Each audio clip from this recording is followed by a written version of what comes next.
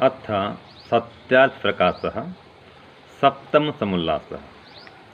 अब हमारा स्वाध्याय का क्रम आगे चलता है, आगे बढ़ते हैं। हमारा विषय चल रहा है कि वेद ही ईश्वर की वाणी है और किसी अन्य की रचना वेद नहीं है। कोई मनुष्य वेद को नहीं बनाया, परमात्मा ने ही बनाया है। तो इस बात को आगे हम और देखते हैं कि प्रश्न क्या आता है। प्रश्न नया आया, नया प्रश्न हम पढ़ते हैं, देखते हैं कि वेद की ईश्वर से होने की आवश्यकता कुछ भी नहीं, क्योंकि मनुष्य लोग क्रमशः ज्ञान बढ़ाते जाकर पश्चात पुस्तक भी बना लेंगे। यह नया प्रश्न आया कि वेद को परमात्मा की रचना क्यों मानते हैं। मनुष्य हैं वही बना लेंगे, उनका ज्ञान धीरे धीरे बढ़ जाएगा, अपने आप ये वेद बना लेंगे। तो इसलिए ईश्वर को नहीं माने इसका लेखक, ये प्रश्न आया। तो इसका उत्तर स्वामी जी लिखते हैं, स्वामी दयानंद जी, कि कभी नहीं बना सकते, अर्थात वेद कभी नहीं बना सकते मनुष्य लोग। क्यों? क्योंकि बिना कारण के कार्य उत्पत्ति का होना असंभव है। जैसे जंगली मनुष्य सृष्टि को देखकर भी विद्वान नहीं होते, और जब उनको कोई शिक्षक मिल जाए तो विद्वान हो जाते हैं, और अब भी किसी से पढ़े बिना कोई भी विद्वान नहीं होता। इस प्रकार जो परमात्मा उन आदि सृष्टि के ऋषियों को वेद विद्या न पढ़ाता और वे अन्य को न पढ़ाते तो सब लोग अविद्वान ही रह जाते। जैसे किसी के बालक को जन्म से एकांत देश अविद्वानों व पशुओं के संग में रख देवें तो वह जैसा संग है वैसा ही हो जाएगा। इसका दृष्टांत जंगली भील आदि हैं। जब तक आर्यावर्त देश से शिक्षा नहीं गई थी तब तक मिस्र, यूनान और यूरोप देश आदिस्थ मनुष्यों में कुछ भी विद्या नहीं हुई थी, और इंग्लैंड के कोलंबस आदि पुरुष अमेरिका में जब तक नहीं गए थे तब तक वे भी सहस्रों, लाखों, करोड़ों वर्षों तक मूर्ख अर्थात विद्याहीन थे, पुनः सुशिक्षा के पाने से विद्वान हो गए हैं। वैसे ही परमात्मा से सृष्टि के आदि में विद्या शिक्षा की प्राप्ति से उत्तरोत्तर काल में सब विद्वान होते आए। ये स्वामी जी उत्तर देते हैं। तो स्वामी जी ने क्या कहा कि बिना कारण के कार्य उत्पन्न नहीं होता। तो परमात्मा जो है वो सब विद्याओं का मूल कारण है। और स्वामी जी ने एक दृष्टांत दिया, उदाहरण दिया कि कोई जंगली मनुष्य है अथवा पुराण का समूह है, वो सृष्टि को देख कभी कभी विद्वान नहीं हो पाते हैं। आज भी कितने ऐसे देश हैं जहाँ पर कि अलग अलग प्रजातियों के लोग रहते हैं। कई भील हैं, कोई और भी आदिवासी लोग हैं। जब तक वहाँ जाकर कोई विद्वान उनको नहीं पढ़ाता है वे ज्ञान प्राप्त नहीं कर पाते हैं। ऐसे आज भी कई द्वीप भी हैं। ये कहा जाता है अभी भी वो आदि काल के समान चल रहे हैं, पुराने जमाने के समान चल रहे हैं। कोई शिक्षा नहीं, कुछ भी नहीं। क्यों? कोई विद्वान नहीं कि वहाँ पढ़ाने के लिए। तो कई महाद्वीप हैं, कई द्वीप हैं, कई जगह ऐसे हैं जहाँ पर कोई विद्वान नहीं पहुँचा, वहाँ ज्ञान का प्रकाश नहीं हो सका है। तो इसी प्रकार अगर परमात्मा वेद का ज्ञान नहीं देता तो ये सभी ऐसे जंगली ही रहते, सभी मनुष्य, उनको ज्ञान नहीं मिल पाता, उनका विकास नहीं हो सकता था। तो परमात्मा ने ही सृष्टि के आरंभ में जब ज्ञान दिया, शिक्षक बनकर, गुरु बन करके, तब सबको ज्ञान हुआ कि कैसे जीना है, कैसे रहना है, क्या खाना, क्या नहीं खाना, ये कुछ भी पता नहीं होता। सब परमात्मा सिखाया है। और आदि सृष्टि में 4 ऋषियों को परमात्मा ने वेद का ज्ञान दिया, फिर वे ऋषि अन्यों को पढ़ाए, तब ये ज्ञान परंपरा से धीरे धीरे आगे बढ़ता गया। जैसे किसी बालक को जन्म से एकांत देश में रख देंगे, जंगल में रख देंगे, पशु के मध्य रख देंगे, तो वो कुछ भी सीख नहीं पाता है। बहुत पहले एक फिल्म आया था, टार्जन फिल्म। कोई बच्चा जंगल में छूट जाता है तो वो बड़ा होने तक वो बोल नहीं पाता है। क्यों? उसको सिखाया नहीं गया। तो जब तक नहीं सिखाएं किसी जंगली बच्चे को, वो सीखता नहीं है। ऐसे परमात्मा जब हमको सिखाता नहीं पहले से ही, वो कुछ भी ज्ञान उनको नहीं हो सकता था। तो इस प्रकार से ये जो देश हमारा भारतवर्ष है, आर्यावर्त है, यही सब ज्ञान विज्ञान का भंडार है। सब विद्याओं का मूल इसी देश से आरंभ हुआ है। वेद का ज्ञान परमात्मा ने यही तो दिया था। तो जब तक इस देश से शिक्षा बाहर नहीं गई थी तो बाहर के देश वाले अविद्वान ही थे, शिक्षित नहीं हुए थे। ये मिस्र है, यूनान है, यूरोप के देश, ये सब भी जब यहाँ से देश से वेद का ज्ञान वहाँ पहुँचा, धीरे धीरे किसी प्रकार से पहुँचा, तो वो ज्ञानवान बने, फिर नए नए आविष्कार किए। तो बिना वेद ज्ञान के कोई भी विद्वान नहीं हो सकता है, और सृष्टि को देख करके भी वो ऐसा विद्वान कदापि हो सकता ही नहीं है। तो इस प्रकार से परमात्मा के का जो ज्ञान है, परमात्मा का जो उपदेश है, उसको जानकर, सुनकर, पढ़कर व्यक्ति ही महान बन सकता है, नहीं तो नहीं बन सकता। तो इस प्रकार से हम देखते हैं वेद ईश्वर की वाणी है और किसी मनुष्य की रचना नहीं है।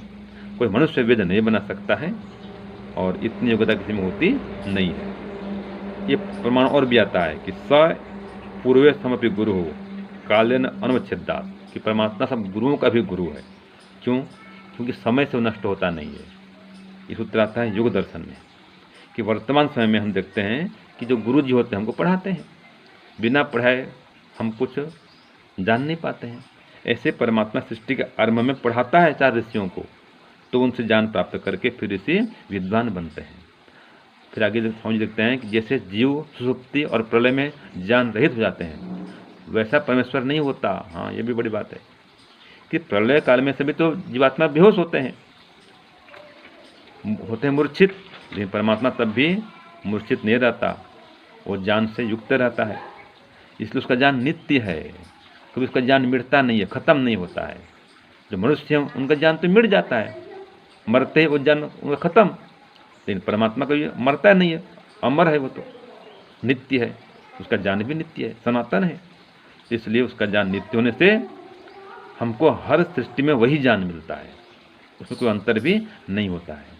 इस प्रकार हम देखते हैं कि बिना निमित्त से निमित्तिक अर्थ सिद्ध कभी नहीं होता है। निमित्त माने कारण, कोई कारण से हमको कोई ज्ञान होता है, तो निमित्तिक ज्ञान माने जो किसी कारण से मिले, जो सीख के आए वो निमित्तिक ज्ञान है। जो स्वभाव से मिले वो स्वाभाविक ज्ञान है। जैसे कि गाय, उसको जन्म से तैरना आता है, कोई सिखाता नहीं उसको। गाय के बछड़े को सिखाना नहीं पड़ता, लेकिन मनुष्य बच्चों को सिखाना पड़ता है तैरने के लिए। इसका ज्ञान है वो नैमित्तिक है, मनुष्य के ज्ञान का, तैरने का ज्ञान। जो पशु हैं, कुत्ते आदि हैं, उनको नहीं सिखाना पड़ता है, उनको तैरने का ज्ञान स्वाभाविक मिला हुआ है परमात्मा से। तो हमारा ज्ञान नैमित्तिक है, ये सीखने पढ़ने आदि का। उनका ज्ञान जो भी है स्वाभाविक है, हमारा नैमित्तिक, उनका स्वाभाविक, ये अंतर है। तो परमात्मा का ज्ञान भी स्वाभाविक है, सर्वज्ञ है, वो सब प्रकार का ज्ञान उसमें स्वभाव से भरा हुआ है। तो हम लोग ऐसे नहीं, हमको सीखना पड़ता है। जो कुत्ता बिल्ली हैं उनके पास बहुत थोड़ा ज्ञान है, ज्ञान है स्वाभाविक, बहुत थोड़ा है। उनको थोड़ा बहुत सिखाए तो कुछ कुछ सीखते भी हैं, ऐसा नहीं है, सीखते हैं, लेकिन उनका पास हमसे बहुत कम ज्ञान है। लेकिन परमात्मा के पास हमसे बहुत अधिक ज्ञान है, वो सर्वज्ञ हैं, हम जीवात्मा अल्पज्ञ हैं। तो परमात्मा ही सब गुरुओं का गुरु है, आदि ज्ञान प्रदाता है, और कोई मनुष्य इतना सामर्थ्य नहीं रखता है कि वेद को बना सके। तो वेद का ज्ञान परमात्मा प्रदान करता है, परमात्मा ही वेद ज्ञान का प्रकाश करता है। ये हम यहाँ पर सिद्ध करते हैं संक्षेप में। ओम शांति, ओम सम। प्यारे भाइयों बहनों, सादर सप्रेम नमस्ते। सत्यात प्रकाश सप्तम समुल्लास हम पढ़ रहे हैं। जैसा कि अभी आप स्वामी जी को सुन रहे थे, उन्होंने महर्षि दयानंद सरस्वती को पढ़कर सुनाया और उसको सरल व्याख्या करके आपके समक्ष रखा। मैं इसको काव्य रूप में कहूँगी, उससे पहले थोड़ा सा इसके बारे में वर्णन कर दूँ। तो विषय बहुत ही सुंदर है, ये बहुत ही रोचक विषय और समझने योग्य है कि हम कहीं भ्रांति में ना फंसें, कहीं भ्रम में ना पड़ें कि कहीं हमने ये जो वेद की पुस्तक है जिसको आप देख रहे हो, जो कागज पन्नों से बनी है, यह तो मनुष्य ने बनाया है कागज तो, लेकिन कागज किससे बना? लकड़ी से बना। तो वो लकड़ी किसने बनाई? वो वृक्ष किसने बनाए? वो तो ईश्वर ने बनाए। तो इन सब कागज पत्रों का जो मूल कारण कौन था? वो ईश्वर था। तो यहाँ पर यही बताया जा रहा है, सिद्धांती कह रहा है पूर्व पक्ष को, जब पूर्व पक्ष ने प्रश्न उठा दिया कि वेद की ईश्वर से होने की आवश्यकता कुछ भी नहीं, क्योंकि मनुष्य लोग तो क्रम से अपने ज्ञान को बढ़ाते बढ़ाते और किसी दिन पुस्तक भी बना लेंगे, जैसा कि अब देख ही रहे हो, विद्वान हो जाते हैं। तो महर्षि दयानंद सरस्वती सिद्धांती बन करके उत्तर देते, कितना बढ़िया उत्तर दिया है कि बिना कारण के कार्य उत्पत्ति का होना असंभव है। इसको मैं एक उदाहरण से कहूंगी कि जैसे एक अध्यापक अगर बच्चों को शिक्षा न दे या किसी भी पुस्तक को कोई व्यक्ति न पढ़े, न कानों से सुने किसी की वाणी को और न पाठ पढ़े, तो वो कभी भी ज्ञानी नहीं हो सकता। अगर किसी बालक को होते के साथ ही अगर जंगल में भेज दिया जाए और उसको मनुष्य की माता ना मिले, अर्थात मनुष्य ना मिले, तो वह शेर, बकरी, चीते, जितने भी वहां पर जो कुछ आपको मिलेगा, जितने भी पशु पक्षी मिलेंगे, उन्हीं की भाषा सीखेगा, आगे नहीं बढ़ पाएगा। क्योंकि मनुष्य सीखता ही किस प्रकार से, एक दूसरे से सुन करके।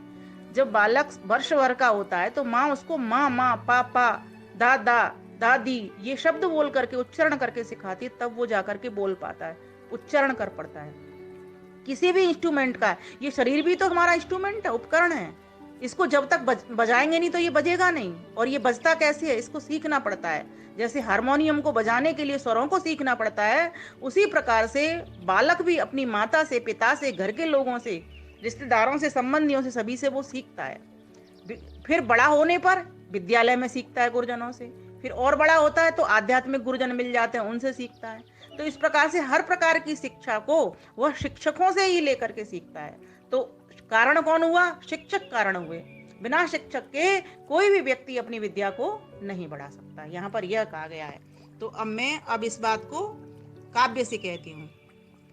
प्रश्न रखा पूर्व पक्ष ने, वेद की ईश्वर से होने की आवश्यकता कुछ भी है नहीं, क्रमशः मानव ज्ञान बढ़ाकर पुस्तक रच लें वेद की, पुस्तक रच लें वेद की ही।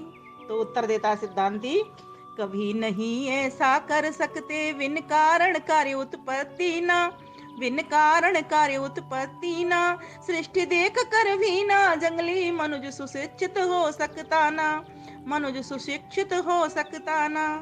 बिन निमित्त के कोई न मानव वेद की विद्या ग्रहण करे, बिन निमित्त के कोई न मानव वेद की विद्या ग्रहण करे, ईश्वर ही ऋषियों को पढ़ाता फिर उत्तरोत्तर क्रम चल पड़े, फिर उत्तरोत्तर क्रम चल पड़े।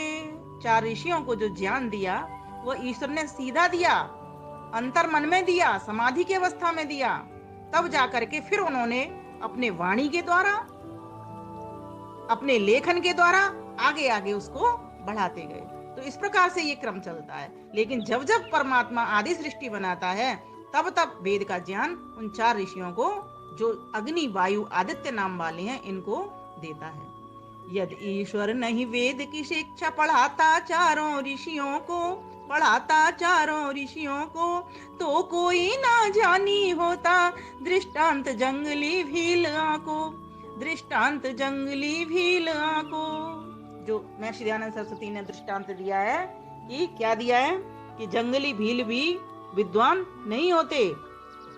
मतलब अगर किसी भी अविद्वान व पशुओं में रख दें तो वह जैसा संग है वैसा ही हो जाएगा, जैसे किसी के बालक को जन्म से ही रख दिया जाए। इसका दृष्टांत जंगली भील आदि है। तो इस प्रकार से महर्षि दयानंद सरस्वती कहते हैं कि कोई भी बिना विद्या के सीखे, बिना अध्यापक के कोई भी विद्या नहीं सीख सकता। बिना अध्यापक से मतलब पुस्तकें भी अध्यापक ही होती हैं हमारी, और जो ज्ञानी जन है वो भी सब हमारे अध्यापक होते हैं। तो बिना अध्यापन के कोई भी व्यक्ति नहीं आगे बढ़ सकता। माना कि मनुष्य के पास क्रियाशील बुद्धि है, बहुत कुछ आविष्कार वो अपने भीतर से भी सीखता है, लेकिन बाहर भी इन ज्ञान की इंद्रियों से भी तो वो ग्रहण करता है। आंखों से देखना, कानों से सुनना, जिह्वा से चख करके ज्ञान लेना, है ना, बोल करके ज्ञान लेना। हम खुद बोल करके भी तो ज्ञान लेते हैं। तो इस प्रकार से हम कैसे सीखते हैं? हम एक दूसरे के कारण सीखते हैं। तो कारण कोई सामने वाला व्यक्ति होता है या सामने वाली पुस्तक होती है। तो इस प्रकार से हमको ये समझना चाहिए, बिना कारण के कोई भी कार्य की उत्पत्ति नहीं होती। ये महर्षि दयानंद सरस्वती ने स्पष्ट कर दिया। जब तक यदि ईश्वर नहीं वेद की शिक्षा पढ़ाता चारों ऋषियों को, तो कोई ना जानी होता दृष्टांत जंगली भील को, जब तक आर्यावर्त से शिक्षा पहुंची थी ना यूनान मिस्र, पहुंची थी ना यूनान मिस्र, और अमेरिका नहीं पहुंची थी इंग्लैंड से नर कोलंबस, इंग्लैंड से नर कोलंबस। लाखों करोड़ों वर्षों तक अविद्वान मूर्ख सब बने रहे, अब शिक्षित हो गए पुरुष सब आर्यावर्त से नर जाते रहे। तो जो प्रथम शिक्षा मिली तो किसको मिली? आर्यावर्त में ही मनुष्यों का जन्म हुआ, आर्यों को बनाया ईश्वर ने और उनको ये शिक्षा दी, और फिर धीरे धीरे करके लोग दूसरे भूभागों पर चले गए, जैसे अमेरिका आदि स्थानों पर। तो यहीं के लोग जाकर के उस शिक्षा का प्रचार प्रसार करने लगे और वहां तक वो शिक्षा भी पहुंच गई। तो कहा लाखों करोड़ों वर्षों तक विद्वान मूर्ख सब बने रहे, अशिक्षित हो गए पुरुष सब आर्यावर्त से सब नर जाते रहे। परमेश्वर ही आदि सृष्टि में, परमेश्वर ही आदि सृष्टि में पढ़ाता है ऋषियों को चार, पढ़ाता है ऋषियों को चार। वे ब्रह्मा को फिर उत्तरोत्तर क्रम चल पड़ता श्रुति का संसार, क्रम चल पड़ता श्रुति का संसार। ईश्वर सब गुरुओं का गुरु है, ईश्वर सब गुरुओं का गुरु है। जिसको काल न बींध सके, जिसको काल न बींध सके। सपूर्वे शाम अपि गुरु काले नान बच्चे दात, काले नान अन बच्चे दात, कालेन अनवच्छेदात। इसको तोड़ेंगे तो इस तरह से निकल जाएगा कि वो काल से भी नहीं बींधा जाता, सभी कालों में वो गुरु परम गुरु बना रहता है। ये जो सामान्य गुरु हैं जो आज दिखाई दे रहे हैं, वर्तमान में जो प्रत्यक्ष गुरु हैं जिनसे हम शिक्षा लेते हैं, वो तो चले जाएंगे, ये शरीर नहीं मिलेगा तो उनका ज्ञान भी वो नहीं रहेगा। लेकिन परमपिता परमेश्वर का ज्ञान हमेशा रहता है, क्योंकि वो परमेश्वर भी हमेशा रहता है और एक रस रहता है, एक नियम से रहता है। तो इस प्रकार से वो परमपिता परमेश्वर की ही ये वाणी है। इसीलिए कहा ईश्वर सब गुरुओं का गुरु है, जिसको काल न बींध सके। उसका ज्ञान नित्य एक रस है, वही ज्ञान से सींच सके। इसीलिए ये निश्चित जानो, बिन निमित्त नहीं सिद्ध नैमित्तिक, बिन निमित्त नहीं सिद्ध नैमित्तिक। अतः वेद ईश्वर की वाणी, वही नित्य सर्वज्ञ पूर्ण एक, वही नित्य सर्वज्ञ पूर्ण एक। जीव सुषुप्ति और प्रलय में सदा बेहोश बना रहता, किंतु प्रभु ना करे शयन, कभी सैनिक वन रक्षा करता, सैनिक वन रक्षा करता। तो कितना सुंदर यहाँ पर कह दिया गया कि जैसे वर्तमान समय में हम लोग अध्यापकों से पढ़ करके ही विद्वान होते हैं, वैसे परमेश्वर सृष्टि के आरंभ में उत्पन्न हुए अग्नि आदि ऋषियों का गुरु अर्थात पढ़ाने आ रहा है। क्योंकि जैसे जीव सुसुप्ति और प्रलय में ज्ञान रहित हो जाते हैं, वैसे परमेश्वर नहीं होता। क्यों नहीं होता? क्योंकि उसका ज्ञान नित्य है। इसीलिए यह निश्चित हमको जानना चाहिए कि बिना निमित्त से नैमित्तिक अर्थ सिद्ध कभी भी नहीं हो सकता। हर कार्य के पीछे कोई कारण होता है और परमेश्वर सभी कारणों का अंतिम कारण है, मूल है। सभी गुरुओं का अंतिम गुरु, मूल गुरु, परम गुरु है। यह सिद्ध कर दिया महर्षि दयानंद सरस्वती ने।